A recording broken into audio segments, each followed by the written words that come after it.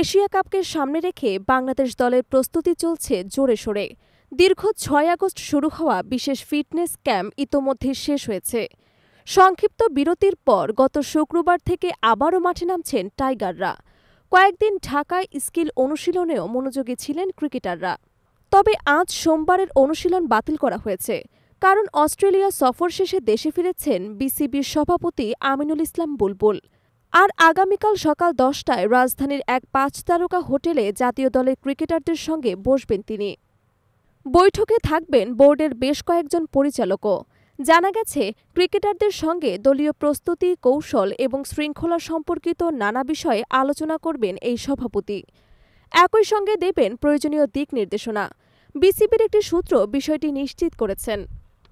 সভা শেষে সন্ধ্যার ফ্লাইটে ক্রিকেটাররা সিলেটের উদ্দেশ্যে রওনা হবেন।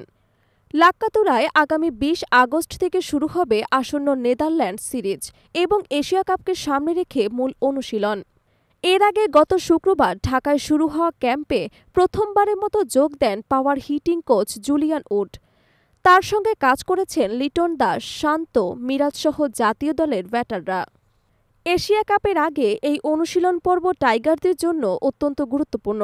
বোর্ড সভাপতির উপস্থিতি এবং দিক নির্দেশনা ক্রিকেটারদের মনোবল আরও উঁচু করবে বলে আশা করা হচ্ছে।